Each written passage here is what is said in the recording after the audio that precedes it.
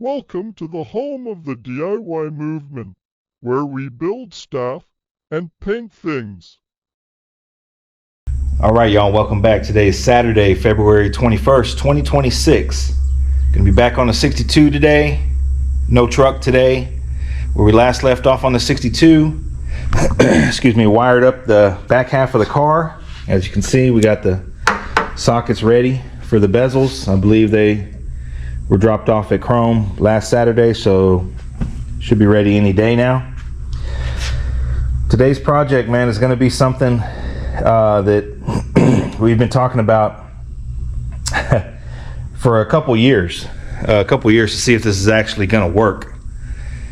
We probably should have done it in the mock-up stage in bare metal or whatever, but I think we could still maybe pull it off. So looking at this trunk right here, excuse me, it's got a 1960 center trunk. It doesn't have the tub like 61 through 64 does. It's got a 1960 trunk floor. Where the gas filler neck normally goes was deleted and made to look like the passenger side. Excuse me, because we have no gas door. That being said, today we're going to mock up the back bumper. 3-piece bumper. We got the brackets already from powder coat, so they're ready to go. I got a bag of bolts that I got from Tractor Supply, man. That's a little tech tip there. I like to buy the bolts from Tractor Supply. If you guys have one near you, man, they sell them by the pound, so you can get a whole bag of bolts for, you know, $10 to $15. It's a pretty good deal. Right here, this has been notched. What we're going to be doing is running a 5960 fuel injection gas tank. Okay, so that sits under the 60 trunk floor. So what we're going to try and do today is we're going to mock up the bumper. We're going to mock up the gas tank. We're going to have to notch the frame to allow for the filler neck. And he wants to, ultimately the goal is to have a flip down license plate to be able to pump gas, kind of like 68, G-bodies, Fleetwoods, stuff like that.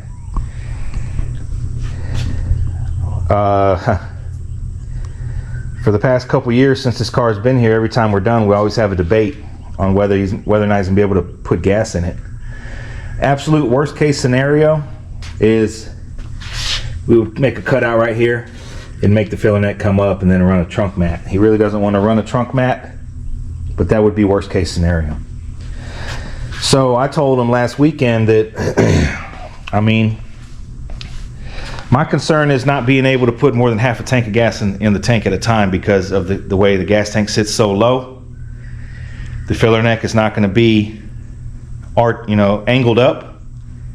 It's going to be kind of straight out. So I don't know. I told him worst case is you could drop the front and lift the back up and put gas like that and get an airtight cap or, you know, spill-proof cap or whatever. But I don't know. We'll see. We'll see. Also, when the bumper's mocked up, he wants a 1-piece bumper. On the 62s, excuse me, I'm not sure if 3-piece bumper and 1-piece bumper brackets are different. I know on 61 they are, but I'm not sure on 62. So instead of trying to find a 1-piece bumper, I know they repop them, and then maybe trying to make the brackets work or whatever, I think we're just going to weld up the 3-piece bumper into a 1-piece bumper and then get it chromed. That's the goal for today. I don't know how far along we're going to get. I know for sure we can get it mocked up and welded, but we'll see. We'll see, man. We've been debating on this a couple years now. Anyways, I think we're going to flip the car over so we have it over there where the welder's at, and I got to move around, bring you guys back. All right, so the first order of business was you got to notch the frame. If you guys remember back in, we were putting this car in the rough stage, we had it on another frame that he notched, and he already mocked up the gas tank at that time to the floor. So this frame, I don't know why we didn't notch it before powder coat. I don't think it was here at the house or something. Yeah, that's right, it was at his house. So we got to notch it. We just touch it up with a little black paint on the cut, but using plasma torch to notch it out. Here we are tightening all the brackets to the bumper. Make sure everything's tight before we weld it. Like I say in the intro there, bought these bolts at Tractor Supply. They sell bumper bolt kits and they're like $40 or $50 for a set. And some of those bolts are specialized because they have the round stainless head. But as far as like all the other bolts for the inside brackets and stuff, man, don't buy into that. Just go to Tractor Supply or hardware store and buy regular old bolts. Here we are, mocking the bumper up to the car. 3-man job makes it a whole lot easier, and it fell in place pretty good. We did have to do some tweaking on one of the ends. We're going to get to that here in a few minutes. Let me know in the comments if the 3-piece 62 bumper brackets are different from the 1-piece bumper brackets. I know when I built the 61 here a couple years ago on the channel, the 61 1-piece bumper brackets are different than the 3-piece, but I remember we were able to modify the 3-piece bracket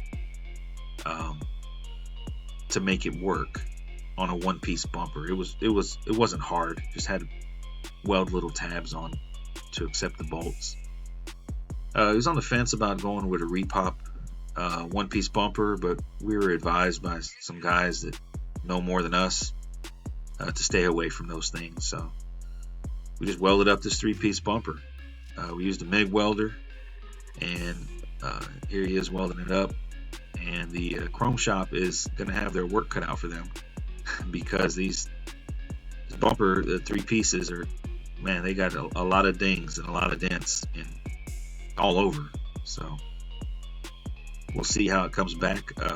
Probably would have been better to have some better conditioned cores, but this is what we got to work with. So hopefully Chrome Shop can work their magic. Probably leave it in the copper for 3 days. All right, so everything is welded up. It's cooled down now, so we're gonna grind it assembled. I think it'll be easier without it, huh? Without it? I wouldn't be able to flip it. So the 3-piece bumper is now a 1-piece bumper. We're gonna mold these out. We deleted this whole bracket right here.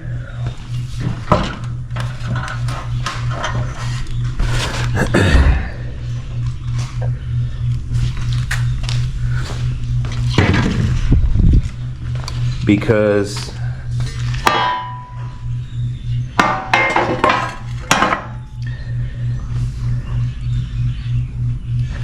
if you mold the bolts in, I don't think you'd be able to get this out. Maybe, depending on how long the bolt is.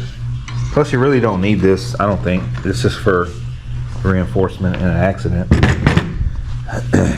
So now the bumper go on real easy. What we're going to do is unbolt it from the bracket and mold it out. Put the bracket on the car and hang the gas tank and see if the theory is going to work. Right, Bobby? Yep.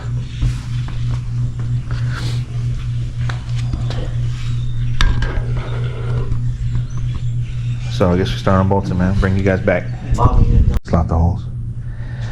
Alright, so we're test fitting this bumper, and it went pretty smooth, except it had a bigger gap. This gap right here was bigger on the passenger side than on the driver's side, and I think that was because the body is on the frame that much crooked. You can feel a difference in the in the body bushings. So what we did right now was we made a relief cut on the inside, which Bobby broke through right here a little bit.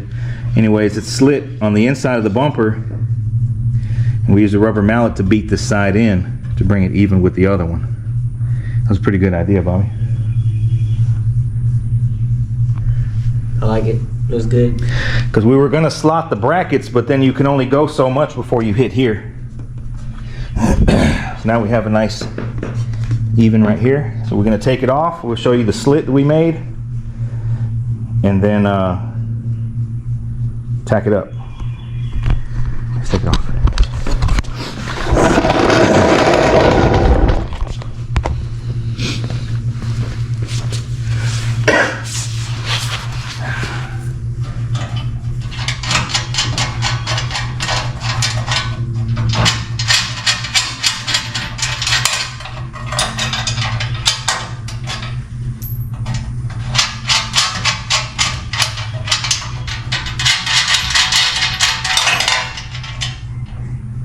Both mine? Both of mine.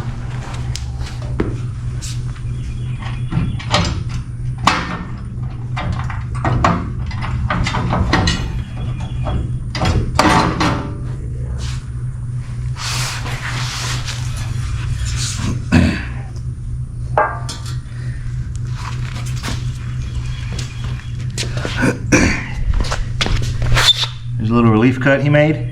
It's not all the way through. And we just beat it with a mallet. Made a little cut right here too to allow it. Now he's gonna tack that little cut back up so it don't move.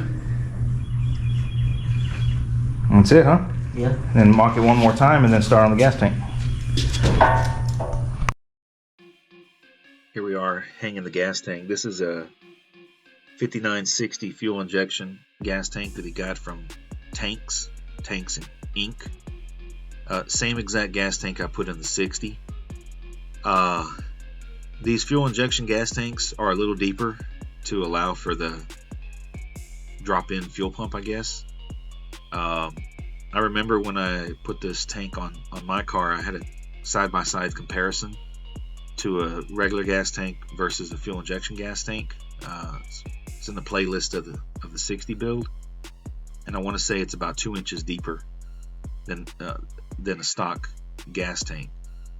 Lastly, he's just making a little modified the neck of the tank, shorten it up quite a bit to tuck behind the frame there, which is going to be behind the license plate panel.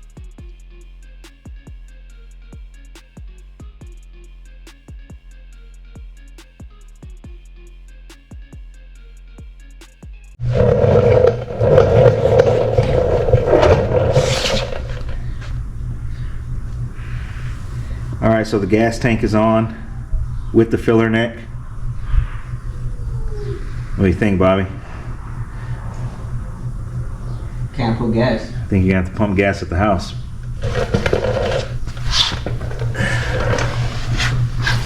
I mean, it's accessible, but not so much with a gas pump. Made a little bracket to hold it right there.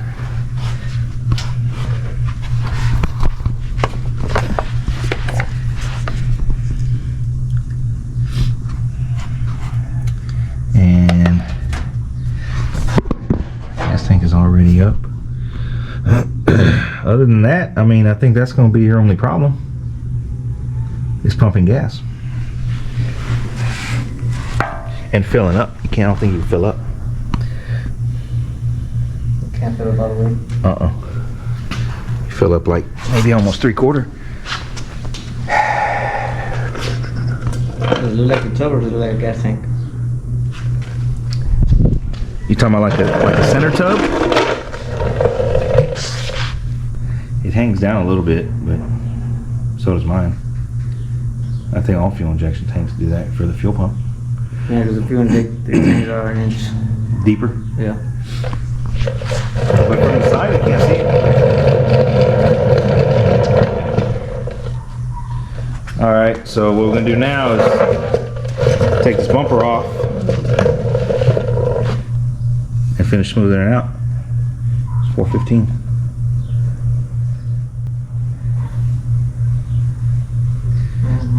And we need to do the gas tank, but we don't got to do it today. Fuel pump and all that, got to read the instruction. And then we can mount the gas tank like complete. What about the straps? Well, next week you're gonna work on his truck, huh? Yeah, but he still needs to grind that. Straps? I don't know. What do you want? Color? But if you're gonna make color, then might as well paint more stuff, huh? Right. Black? Taking powder coat. Can you bend it with this? Yeah. Then we have a minimum. They have a minimum? Mm-hmm. I think it's like 175.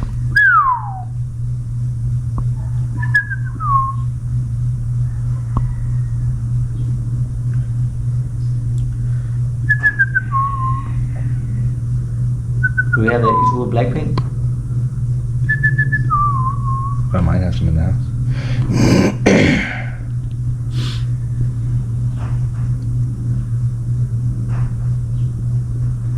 Anyways, man, what y'all think, man? One piece bumper, custom gas tank. So much damn work, Bobby.